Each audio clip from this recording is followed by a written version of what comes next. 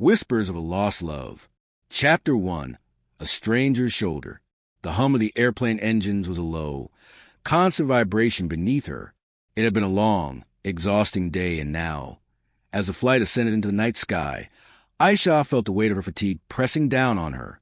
She shifted uncomfortably in her economy seat, rubbing her temples as she exhaled. She wasn't used to this life. The struggle, the uncertainty, the loneliness. A year ago, everything had been different. Her husband was alive, they had a home, and while money had never overflowed, they had been comfortable. Now, with him gone, life had become a relentless storm of unpaid bills and unanswered prayers. This flight, an unexpected trip to another city for a job interview, was a small hope in a sea of despair. She hadn't even realized when her eyelids grew too heavy. The exhaustion took over, and before she could stop herself, her body leaned to the side. Her head came to rest against the shoulder of the man sitting next to her. Kamal froze. At first, he thought she was simply shifting in her sleep, but when her slow, steady breathing continued, he realized she was deeply asleep. He turned his head slightly, catching a glimpse of her face. Something about her seemed strangely familiar, though he couldn't place it immediately. His gaze fell to the wallet in her lap, slightly open. A name peeked out from behind a worn-out card. Ayesha Farouk. His breath caught in his throat.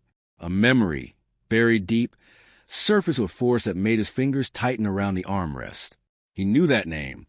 He had whispered it in childhood, held it close to his heart as a teenager, and then lost it. Ayesha. His Ayesha. The girl he had loved once. Long ago. The girl whose marriage had been arranged to another while he was sent away. Far from her, far from everything he had ever wanted.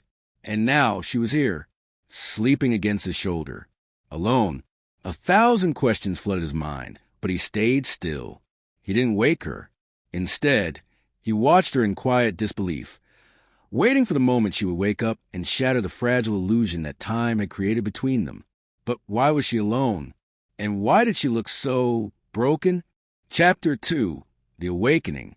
Ayesha stirred, shifting slightly as the flight hit a minor turbulence. Kamal held his breath. A moment later, she lifted her head from his shoulder, blinking drowsily. "Sorry," she mumbled, rubbing her eyes.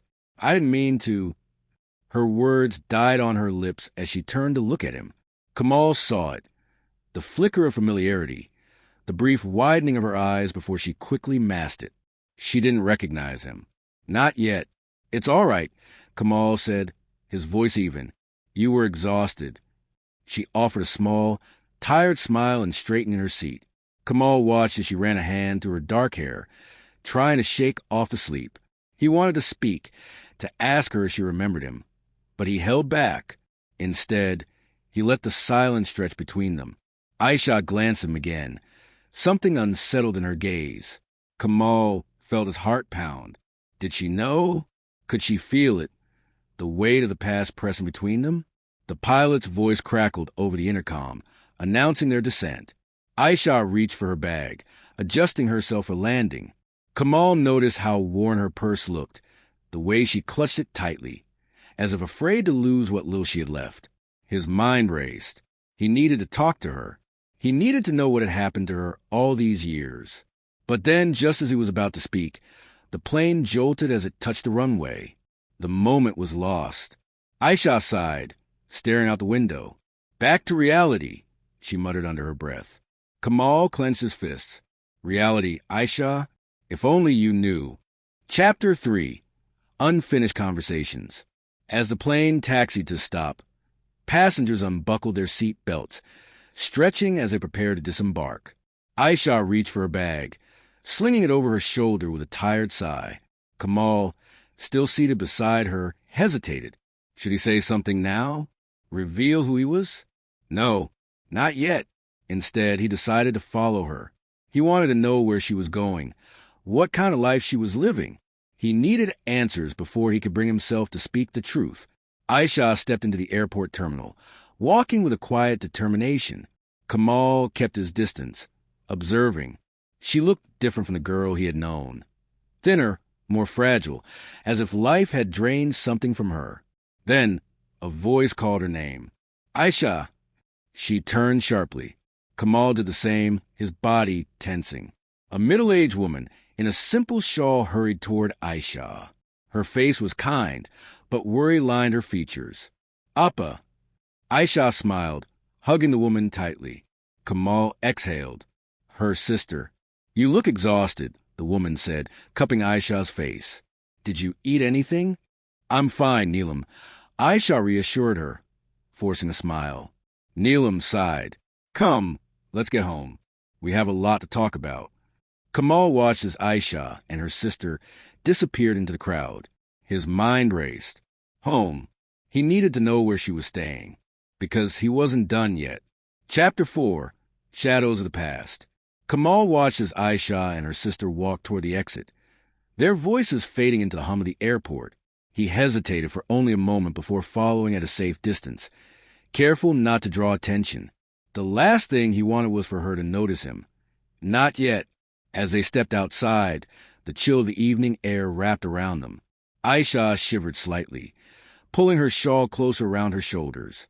She turned to Neelam, who was fishing out a set of keys from her worn handbag. Is this yours? Ayesha asked, eyeing the small, old car parked near the curb. The paint was peeling, and one of the headlights had a crack running through it.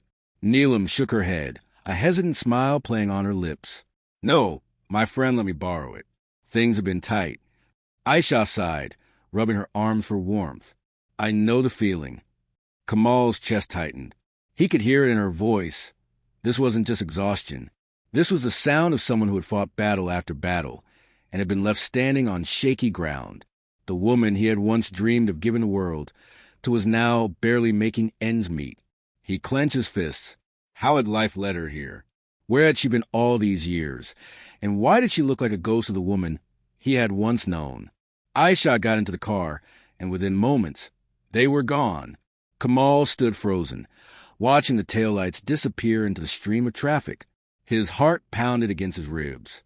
A part of him wanted to call out to her, to stop her right there. But another part, the one ruled by logic and patience, told him this wasn't the moment. He exhaled sharply, running a hand through his hair before pulling out his phone. His fingers hovered over the screen for a split second before he made the call. I need a car, he said, his voice steady but urgent. Now! The ride to Ayesha's neighborhood was a quiet one.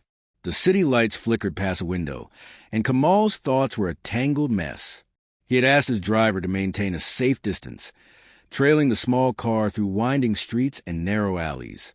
He leaned forward slightly as the vehicle finally came to a stop outside an old apartment building. Kamal frowned. The building was aging, its walls cracked and worn with time. A dim streetlight flickered erratically, casting fleeting shadows across the sidewalk. The air here felt heavy, as if it carried the weight of forgotten dreams and silent struggles. Ayesha and Neelam stepped out of the car, their voices too low for him to hear now. He watched as they climbed the stairs and disappeared inside.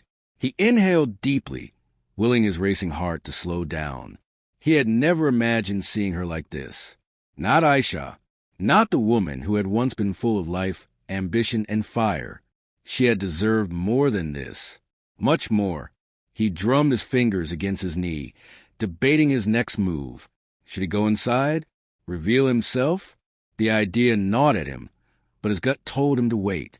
Rushing in now would be reckless. He needed to understand more, to find out what had happened to her before he shattered the fragile barrier between them. His phone buzzed in his hand. He glanced down at the screen, a message from an unknown number. You shouldn't be here. His breath hitched. His eyes flickered back to the building, scanning the windows for any sign of movement. Someone was watching him. But who? His jaw tightened. He had come too far to turn back now. So he made a decision.